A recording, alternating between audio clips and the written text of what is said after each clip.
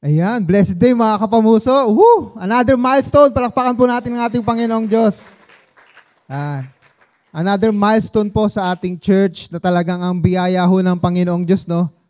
So, again, pag iniisip ko talaga ito, parang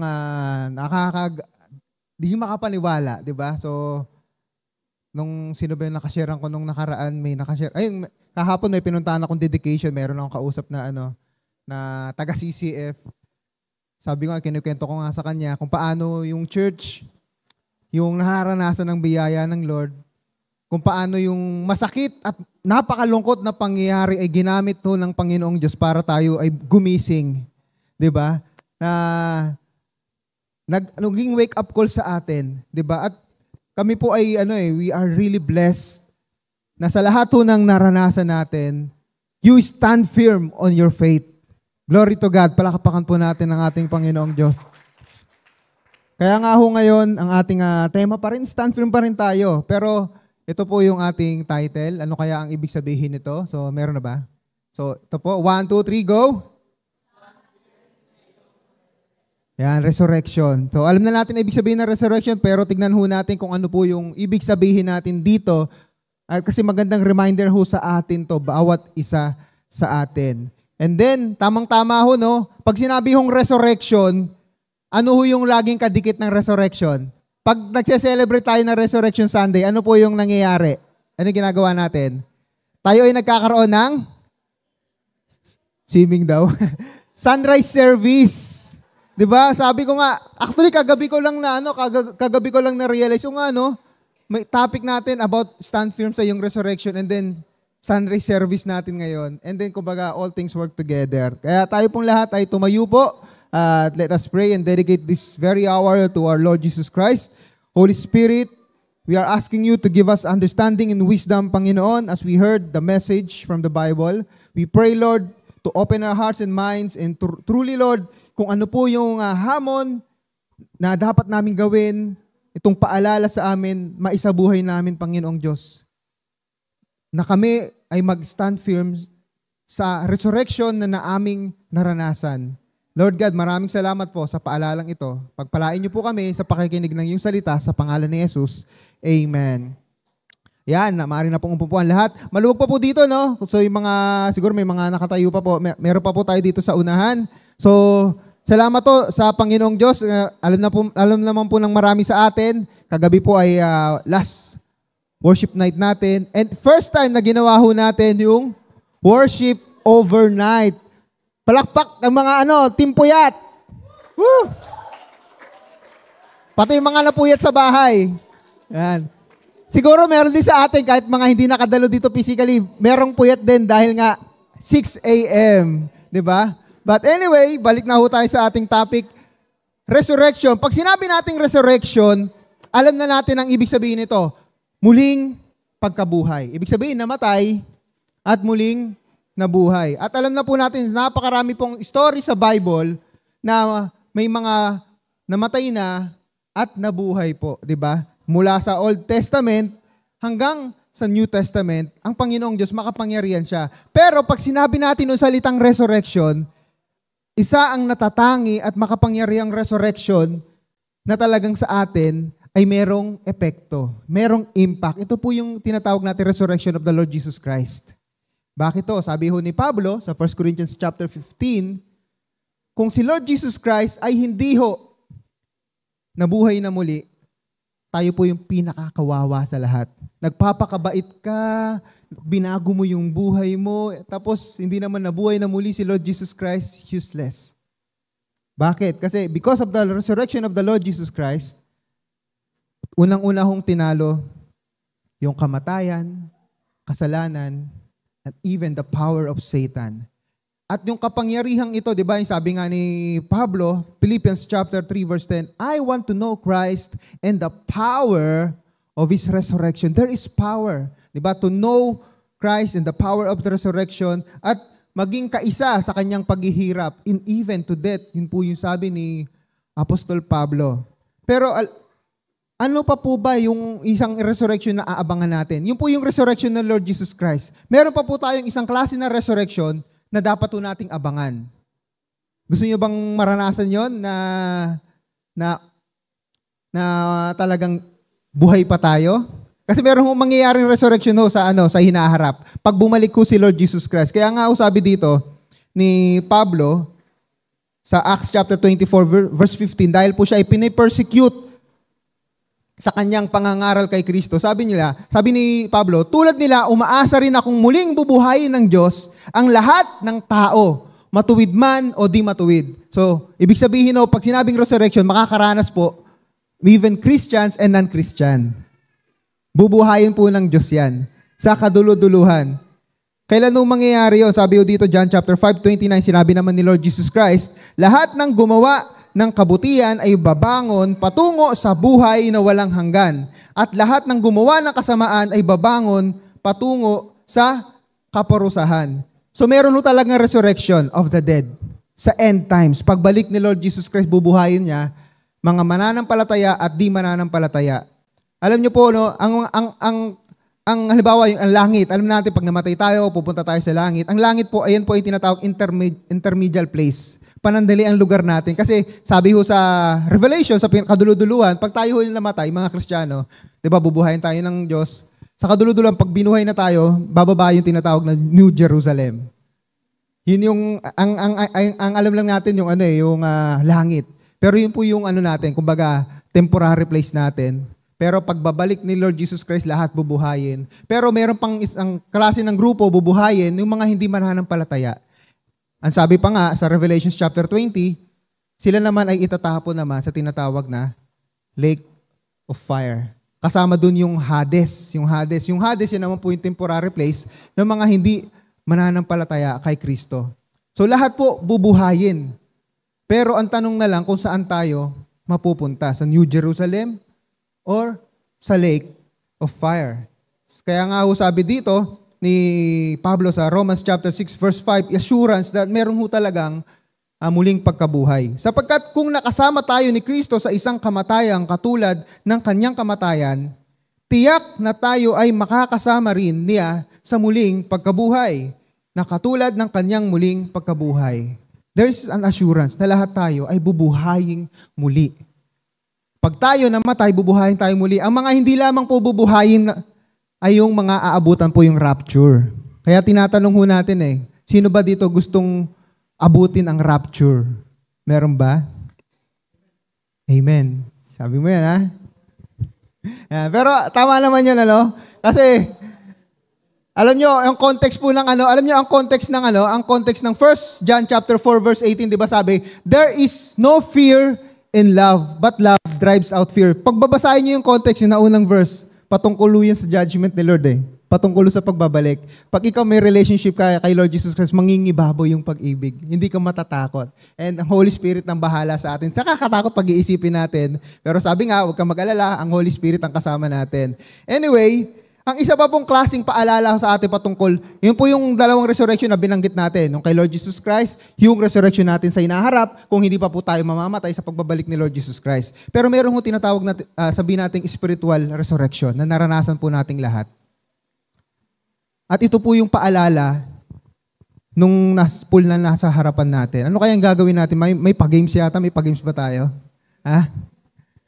May swimming, But anyway, alam niyo po natin, meron tayong water baptism. So, ang water baptism po, ayan po ay ordinansa na inutos ng ating Panginoong Jesucristo. Sabi dito, ano ba ang kahalagahan ng water baptism? Sabi dito, Mark chapter 16, verse 16, ang sino mang sumampalataya at mabautismuhan ay maliligtas. Ngunit ang ayaw sumampalataya ay paparusahan. Ang sino mang sumampalataya at mabautismuhan ay maliligtas. Ano po yung requirement para ikaw ay mabautismuhan? Unang-una, kailangan meron kang pananampalataya. Hindi natin pwedeng bautismuhan ang kahit sino. Maliban na lamang kung meron siyang relationship kay Lord Jesus Christ. Napakahalaga na tinanggap natin si Lord Jesus Christ bilang ating Panginoon at tagapagligtas. Pangalawang paglilinaw po, na ang baptism po, hindi po siya requirement for salvation. Kasi minsan, paano kaya yung mga namatay na hindi naman nabaptize? Meron naman, di ba, yung nakapako sa krus, nakasama ni Lord Jesus Christ. Sabi ni Lord Jesus Christ, today you will be with me in paradise. Hindi ho requirement. Gayon pa man, dahil bagamat hindi ho siya requirement, hindi ho ibig sabihin na i-excuse natin ang sarili natin para magpabaptize. Kailangan pa rin ho natin magpabaptize. Kasi dalawang bagay, marami ho, no? Maraming dahilan bakit ito mahalaga, pero dalawang bagay na unang-una po, ito po ay ipinangaral ni Kristo. Yan na nga yung Mark chapter 16, verse 16. Yan po, si Lord Jesus Christ, aakit na siya sa langit. Babalik na siya sa kanyang Ama. Bukod sa Great Commission na nakasulat sa Matthew chapter 28, ito sa Mark chapter 16, ito yung isa sa bilin ni Lord Jesus Christ. Di ba na yung mga mananampalataya at magpabautismo. Di ba? Kaya habang tayo ay malakas pa, magpabautismo na tayo. Pero isang beses lang po natin gagawin yan, ano? Basta yung kahit, di ba, nabaptize ka sa ibang church, basta totoong Christian church, okay na po yun. So, mahalaga po siya kasi halimbawa po yung nasa Acts, di ba, yung eunuch, siya ay in-evangelize within that day na nabaptize din. Yung sa Acts chapter 16, yung sinabi ni Pablo na believe in the Lord Jesus Christ and you will be saved, you and your household. Yung mga kasama niya sa bahay, nabaptize din within that day. So di natin sasayangin yung panahon. Next year na lang ako magpapabaptize kung nauunawaan mo na yung kahalagahan nito. At pangalawa isang bagay din na bakit ito sobrang halaga ng water baptism, ito po ay ginanap din ni Kristo. Si Lord Jesus Christ, technically speaking, hindi na dapat siya magpabaptize eh. Kasi, wala naman siyang kasalanan. Kasi po, ang binabaptize po, yung tayong mga makasalanan. Kasi meron siyang message. Ito yung po yung uunawain natin ngayon. Kaya nga sabi natin, stand firm on your resurrection. Si Lord Jesus Christ, bagamat wala siyang kasalanan, perfecto siya ay Diyos, lumapit siya kay John the Baptist, di ba? Gusto pang ang tanggihan eh. Pero, yun po ay nagpapakita ng halimbawa and yung kahalagahan po ng bautismo. Kasi itong bautismo na to, aalalahanin natin lagi. Ano po yung paalalang mensahe sa atin ng water baptism? Alalahanin nyo, kailan kayo nabaptize? Naalala nyo na? Ngayon, alalahanin natin kung ano po yung message nito. Gusto ko pong i-share sa inyo yung Ephesians chapter 2 verse 1. Basahin natin. Ephesians chapter 2 verse 1. 1, 2, 3, go!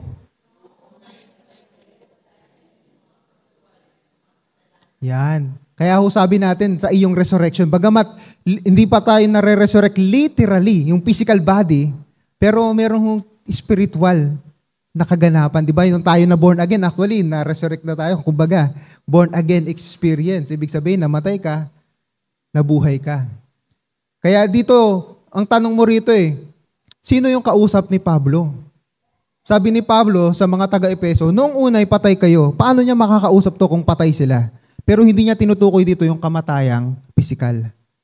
Diba? They were dead spiritually nung wala pa si Lord Jesus Christ sa buhay nila. Nung sila ay namumuhay pa sa pagsuway at kasalanan. Pero sa verse 4, sabi dito, subalit napakasagana ng habag ng Diyos at napakadakila ng pag-ibig niya sa atin. Ito po yung ito po yung unconditional love of God. Yung dalawang superlative, yung ginamit, sagana ng habag. Dakila ng pag-ibig. Hindi na lang sinabing ang Diyos ay mahabagin, ang Diyos ay Diyos ng pag-ibig, kundi napakasagana. Wala hong maikukumpara. Sobrang laki, sobrang unlimited love, unconditional love, and mercy ipinadama sa atin. Yun po yung talagang yung utang na loob talaga natin. Yung kagabi nga, di ba? Overnight. Meron tayong malaking utang na loob. Bagamat hindi tayo karapat-dapat sa habag at pag-ibig ng Diyos, ipinadama ng Diyos sa atin yan. Kaya sabi ho dito sa verse 5, tayo'y binuhay niyang kasama ni Kristo again. Binuhay na muli. Buhay po yung mga kausap ni Pablo dito. Hindi sila dead physically, pero they were dead spiritually at ang sabi ni Pablo, binuhay na kasama ni Kristo. Noong tayo'y mga patay pa dahil sa ating pagsuway, naligtas nga kayo dahil sa kanyang kagandahang loob. Ibig sabihin, lahat tayo dito nabuhay na muli. Kaya ang tawag sa atin, born again Christians. Bagamat ang born again po, siya po ay karanasan, di ba? Hindi siya kumbaga title, pero dinidikit na lang natin para magkaroon ng distinction. Ibig sabihin po, all of us who put our faith in the Lord Jesus Christ, we were born again.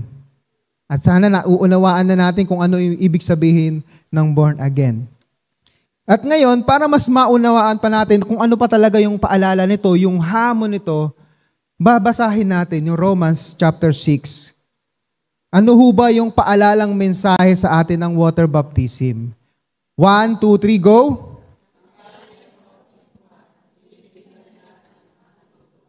Yun. Kasi ang baptism po, di ba paglubog sa tubig, ang larawan po yan, paglilibing. Yan po ang larawan ng water baptism. Sa lahat po ng nabautismuhan na at sa lahat ng babautismuhan po mamaya, di ba? Ito po ay larawan ng paglilibing. Patay ka dahil sa kasalanan, ngayon nilibing ka, ibig sabihin, kasama na ililibing yung luma mong pagkatao. Sabi ho sa Romans chapter 6, puro Romans chapter 6 ho tayo, sabi sa verse 1, ano ngayon ang sasabihin natin? Patuloy ba tayong magkakasala upang sumagana sa atin ang kagandahang loob ng Diyos? Kasi ho dito sa verse, sa chapter 5, tinutukoy ni Pablo yung pag-ibig ng Diyos, ang biyaya ng Diyos. Kaya dumiretso dito, pagdating sa Romans chapter 6, masagana ang Diyos, ang kanyang biyaya at kanyang pag-ibig. Dahil ba doon, magiging excuse na ba natin para tayo ay magpatuloy sa pagkakasala? Ano ang sagot ni Pablo sa verse 2? Sabi, hindi. Tayo'y patay na sa kasalanan. Paano pa tayo mamumuhay sa pagkakasala? Ang ibig kong sabihin, the moment na tayo ay nilubog sa tubig. Kaya nga sa baptism, mamaya kailangan lubog ho yung buong katawan. Kasi yun po, wala namang ho nililibing na na may litawang ulo. Meron ba nun? Yung mga gumagawa ng krimen, siguro. Pero alam na po natin, pag narinig natin yung term, di ba, idiomatic expression, the 6 feet below the ground, alam na natin yung ibig sabihin nun. Di ba? Namatay, inilibing. At ang bautismo kailangan lubog sa tubig, immersed. Kasi yun po ay larawan ng kamatayan. Ano yung namatay? Yung luma mong pagkatao. Hindi na tayo mamumuhay sa kasalanan. The moment na inilibing tayo. Sabi ko sa verse 6, alam natin na ang dati nating pagkatao ay naipako na sa krus kasama niya. Si Kristo ho ang tinutukoy upang mamatay ang ating makasalanang pagkatao at nang hindi na tayo maalipin pa ng kasalanan. And again, pagbabasahin po natin yung Romans chapter 6, bilangin nyo kung ilang beses nabanggit ang salitang kasalanan. Na big word, yung paulit-ulit na binabanggit yung kasalanan. Ibig sabihin, mayroong mensaheng ipinararating ang Panginoong Hesus sa atin sa pamamagitan ni Pablo. Ang kasalanan dapat inililibing na yan. Iniiwan na yan. Sabi sa verse 7, sapagkat ang namatay na ay pinalaya mula sa kapangyarihan ng kasalanan. Again, lumitaw na naman ang salitang kasalanan. Bakit ho kaya? Kasi this is the reason bakit namatay si Lord Jesus Christ. Because of our sins. Kung wala ho tayong kasalanan, walang mamamatay. Pero dahil tayo lahat ay makasalanan at hindi natin kayang iligtas ang ating sarili, namatay si Kristo. Pero, according din dito sa Romans chapter 6, siya ay muling nabuhay. At yun yung larawan. At yun yung pangalawang paalala sa atin ng water baptism. Number 2, ano yung pangalawang paalala sa atin? 1, 2, 3, go!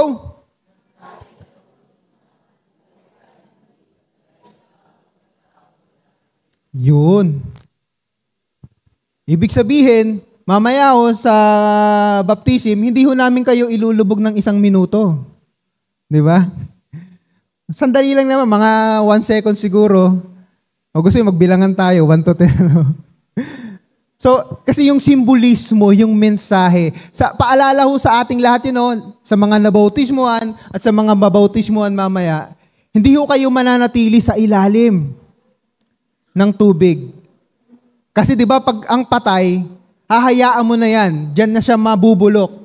Pero dahil ang larawan, tayo namatay na ang luma nating pagkatao, ngunit ang pagbangon ho natin sa tubig, yan po ay larawan ng muling pagkabuhay. In other words, resurrection.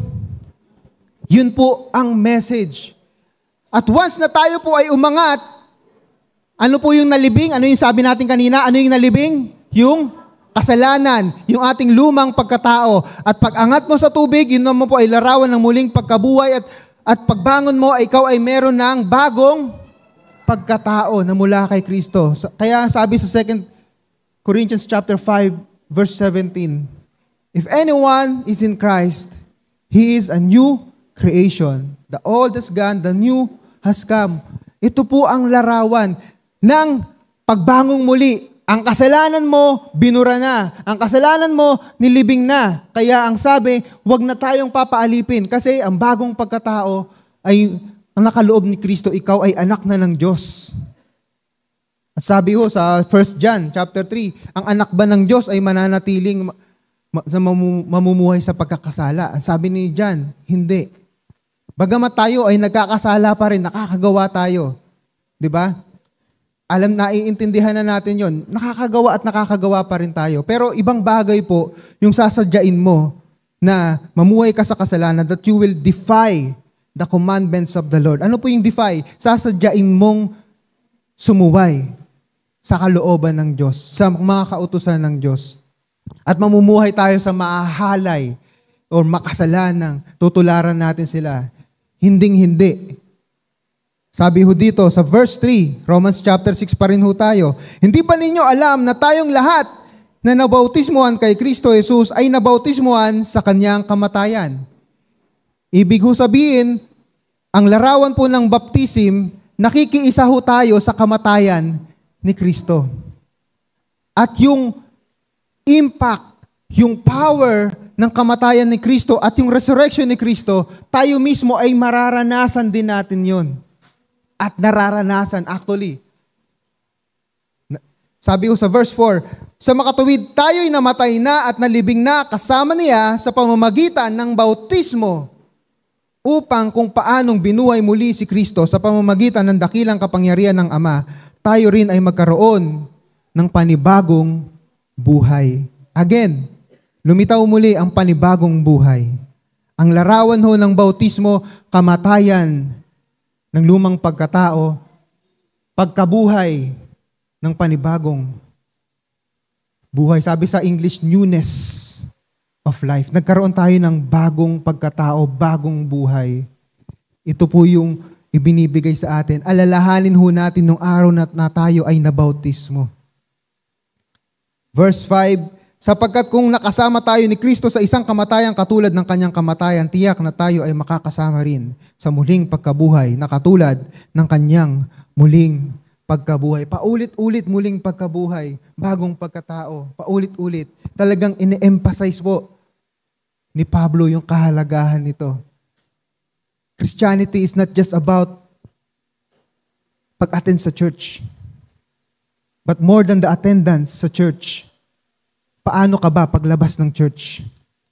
Isinasabuhay ba natin yung newness of life paglabas natin sa pintuan ng church? Ang pagiging Kristiyano ay hindi lamang pagtaas ng kamay para kay Kristo. Ang pagiging Kristiyano ay hindi lamang pagluhod, kundi kung paano natin ipapakita na si Kristo na nga ang nabubuhay sa atin.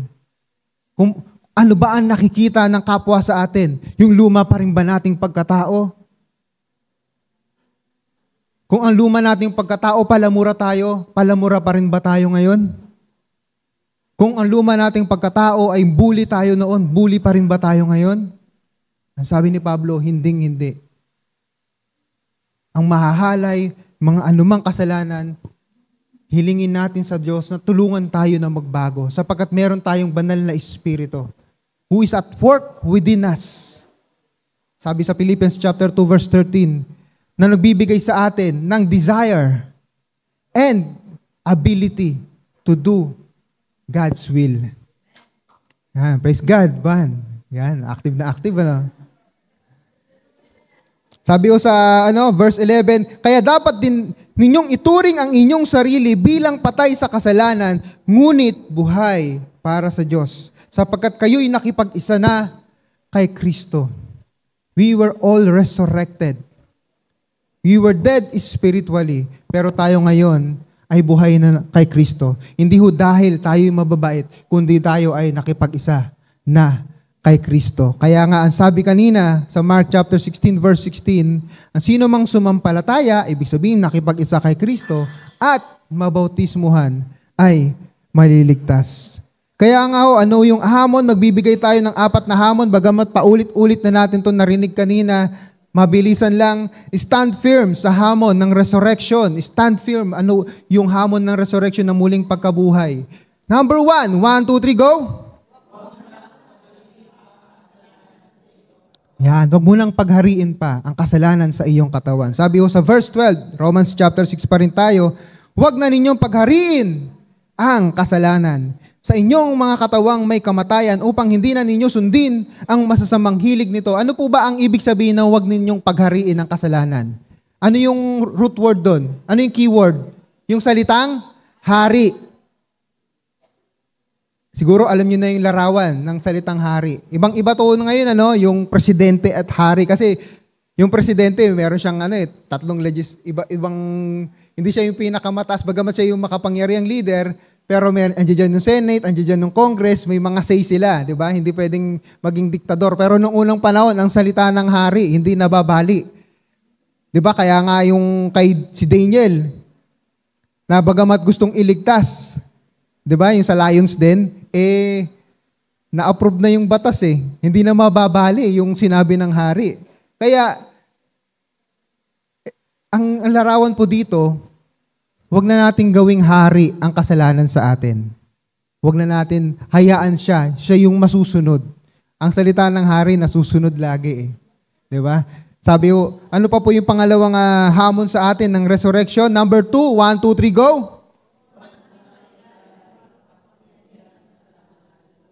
Yan, inulit na naman. Si Pablo po na umuulit-ulit nito talagang yung kahalagahan, di ba? Sabi nga ni Pastor Joe lagi, pag nakita mo yung 2 beses, merong ine-emphasize Pero ito hindi lamang 2 beses. So I encourage you to read Romans chapter 6.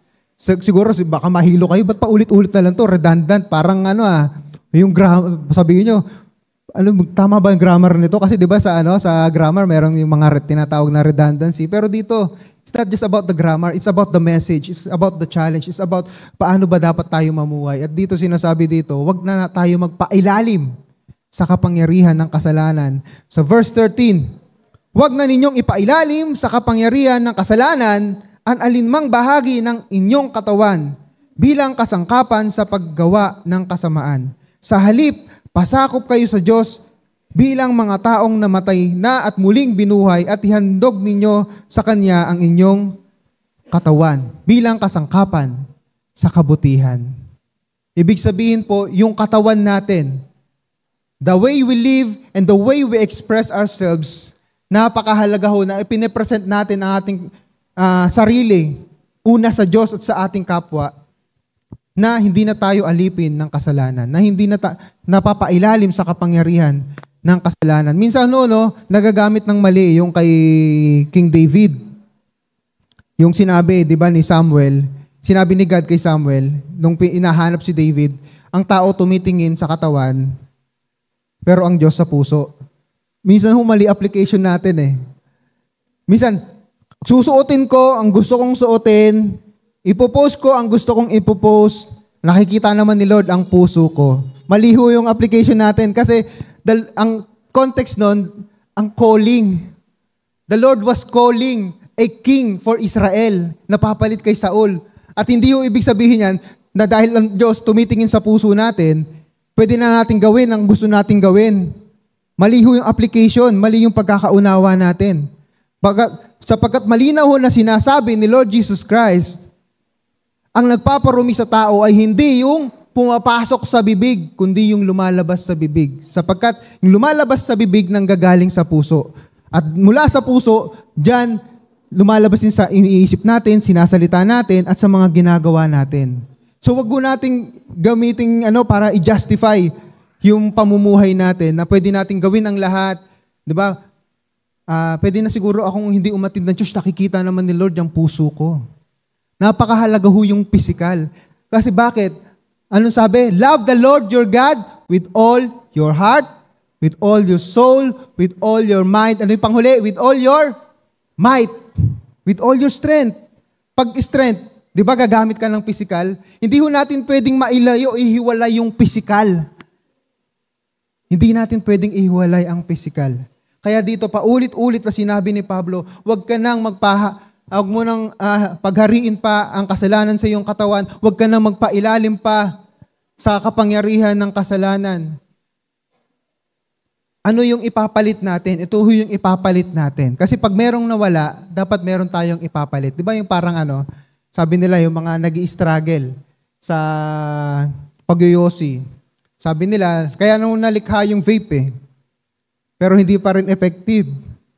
Kasi ganun pa rin. Minsan nakakainis din, naaamoy mo no? Naaamoy mo yung galing sa bibig nila naaamoy mo, kahit ba amoy bubble gum yan Or minsan ano pa yung mga iba't ibang mga flavor. Pero sabi nila, pamalit daw, chewing gum, ganyan.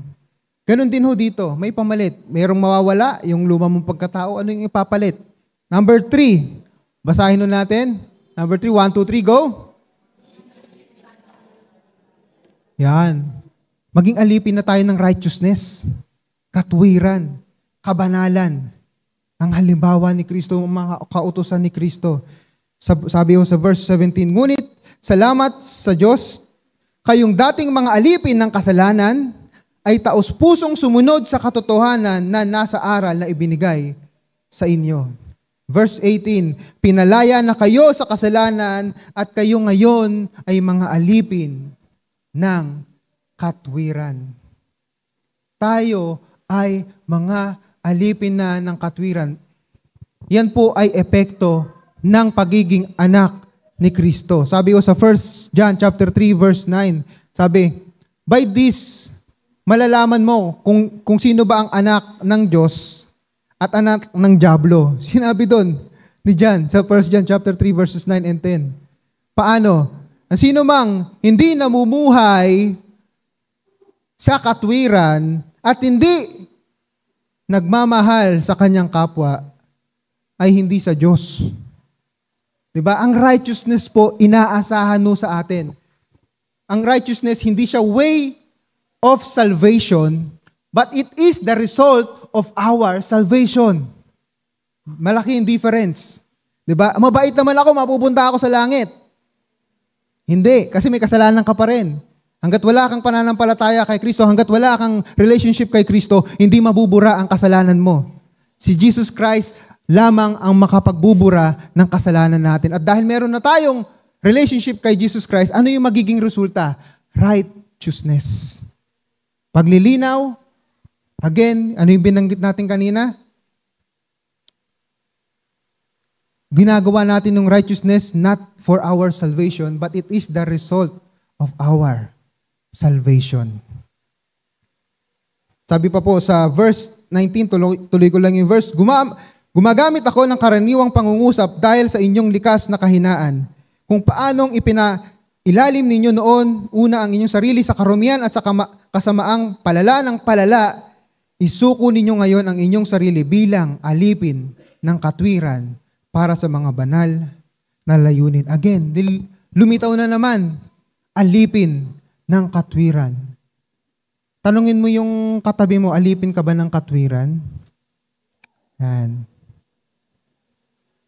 Oh, kung palagay mo, hindi pa. Katapikin mo, magpaalipin ka na sa katwiran. Yan. Pag sinabi natin katwiran, ano yun? Sabi sa dulo, alipin ng katwiran para sa mga banal na layunin. Banal na layunin. Number 4. Ano yung pamalit natin? Siyempre, ito po yung hamon sa atin. Stand firm on your resurrection. 1, 2, 3, 4, go! Yun. Magpaalipin na tayo sa Diyos na ating tagapagligtas. Kung nung una, alipin ka ng kasalanan, ngayon, magpaalipin ka na sa Diyos. Pag titignan natin, ang sama ng salita, di ba? Alipin. Ayoko nga magpaalipin. Pero mamimili ka eh. Wala hong neutral. Pag kayo ay neutral, automatic nagpapaalipin kayo kay Satan sa kasalanan. Kasi dalawa lang ho yung pagpipilian. Wala hong neutral. It's either you choose God or you choose the enemy of God. Diba? Yun yung sinabi ni Joshua sa chapter 24, verse 15. You choose. Mamili kayo. Sino ba ang gusto yung paglingkuran? Ang Diyos dito sa Diyos ng Kanaan o ang Diyos ng Israel? At ang sabi ni Joshua, but for me and my house, we will serve the Lord. Hindi ho natin pwedeng paglingkuran ang dalawang Panginoon. Sa pagsabi ni Lord Jesus Christ, kamumuhuyan mo ang isa, iibigin mo yung isa, magiging tapat ka sa isa, hindi ka magiging tapat sa isa. We need to choose.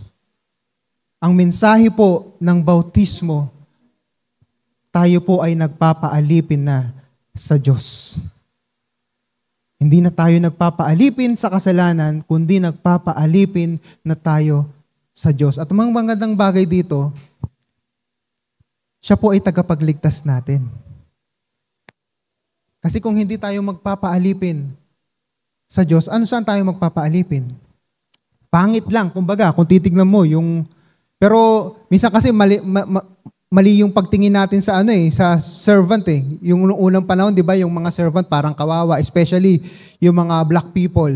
'Di ba? Ang turing sa kanila talaga yung racism na nangyayari. Pero hindi ito yung larawan eh. Yung larawan nito, yung mga Panginoon, o yung mga Panginoon sa lupa na mabubuti, 'di ba? Yung halimbawa, 'di ba merong story sa Bible na si Lord Jesus Christ may lumapit sa kanya na gustong pagalingin yung alipin nung tawag dito, yung leader na sundalo, centurion, 'di ba? Talaga may pagmamahal siya sa kanyang mga alipin. Si Cornelius, 'di ba? May pagmamahal sa kanyang mga alipin. Kasi ang siguro sa pinakamababaw na salita, kung gagawin pa nating mababaw, ang katumbas na salita sa ating panahon, mga empleyado, kasi yun eh. Sa mga servants tayo, kung titignan mo, di ba, sa Colossians chapter 3, verses 22 to 24, slaves, obey your earthly masters. Actually, tayo, mga slaves din tayo. Di ba? Kasi, meron tayong amo eh, yung sinasabi doon. Pero dito ho, again, balik tayo sa ating topic, kailangan natin magpaalipin sa ating Diyos. Sabi sa verse 22, ngunit ngayong pinalaya na kayo mula sa kasalanan at naging alipin na ng Diyos. Ang natamo ninyo'y isang buhay na banal at ang ibinubungan nito'y buhay na walang hanggan. Tayo ay alipin na ng Diyos. Kaya nga ho, nabanggit dito, yung sikat na kilalang kilala natin ng verse. Ngayon naintindihan na natin nung context ng Romans chapter 6, verse 23 kasi halos inisa-isa natin. Ano yung sabi sa verse 23? Basahin natin lahat. 1, 2, 3, go!